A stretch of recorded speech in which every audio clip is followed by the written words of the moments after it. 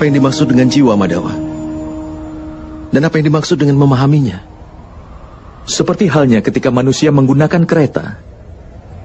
Seperti itulah, jiwa menggunakan perangkat yang disebut dengan tubuh. Melalui media tubuh, dia mengalami suka dan duka dari tubuh itu. Tetapi jiwa bukanlah tubuh, Partha. Tubuh masih bisa dihancurkan. Tetapi jiwa tidak akan bisa dihancurkan. Nainam cindati sastrani, nainam dahati pavaka, nacainam kelidayanti apo, nasosayati maruta. Artinya jiwa tidak bisa ditembus senjata apapun, ataupun dibakar dengan api, ataupun dilemahkan oleh air, ataupun dikeringkan dengan angin. Walaupun jiwa berada di dalam tubuh, jiwa itu abadi. Nah hanya mane sarire. Partha, tubuh mungkin saja bisa dibunuh, tetapi jiwa itu sendiri tidak akan bisa dibunuh. Jiwa itu ada di mana-mana, tidak berwujud, tetap, dan dia kekal.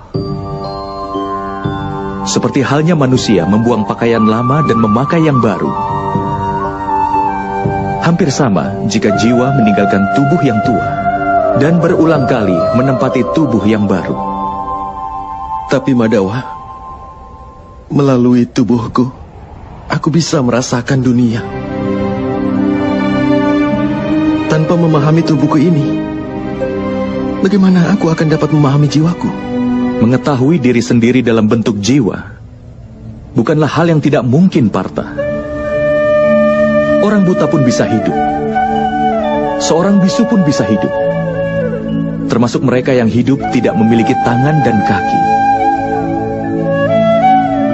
Sudah jelas bahwa tubuh bukan hal yang membentuk manusia. Ada seseorang yang kehilangan energinya, atau mereka yang hidup kehilangan ingatannya. Oleh karena itu sudah jelas bahwa bentuk ketidaksadaran manusia bukanlah tubuh yang baik. Seseorang yang menjelajahi dirinya dengan cara seperti ini, aku bukanlah indera, juga bukan tubuh, juga bukan perasaan, bukan juga pemikiran, atau bukan juga pendapat. Orang yang bisa memahami hal ini akhirnya akan dapat memahami dirinya dalam bentuk jiwa.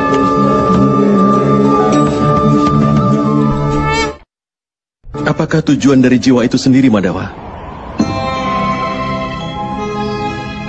Ketika ciptaan tersebut terpisah, dan ketika manusia dan alam diciptakan, maka manusia, yang adalah bagian dari dewa, menjadi jiwa, dan berdiam dalam setiap wujud penciptaan.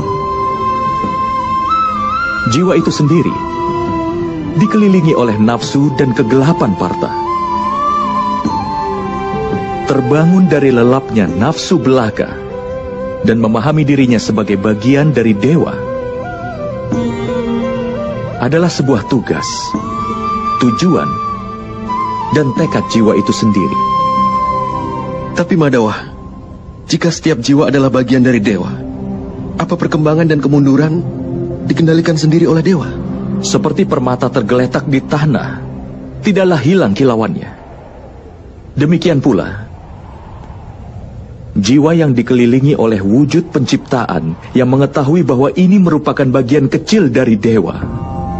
Seringkali jiwa menganggap bahwa tubuh mereka adalah segalanya.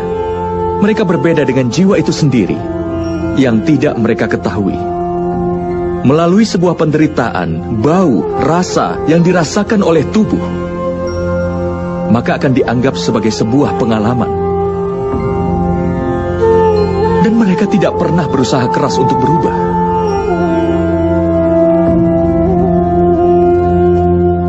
Jiwa yang tidak mau berusaha keras untuk berubah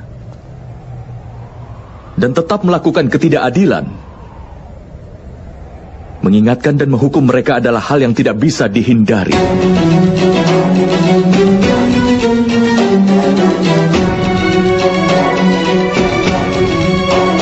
Kau lebih baik memahami hal ini juga, Partha, bahwa kau bukanlah tubuh. tetapi sebuah jiwa. Setiap prajurit yang ada di medan pertempuran ini tidak seperti yang ada di dalam pikiranmu. Mereka semua telah tinggal di dalam tubuhnya untuk beberapa waktu. Tubuh mereka akan mati, tetapi jiwa mereka semua abadi. Mereka akan menempati tubuh baru lagi, sampai mereka tidak menyadari dirinya sebagai jiwa yang murni. Sampai mereka menyerahkan ketidakadilan dan mencamkan keadilan ke dalam dirinya. Mereka akan terus lahir dan kemudian mati. Ini adalah pelajaran pertama dari Brahma Widyaparta. Mereka yang lahir sudah dipastikan akan mati. Dan bagi mereka yang telah mati, sudah pasti akan dilahirkan kembali. Pengetahuan ini disebut dengan Samkhya Yoga.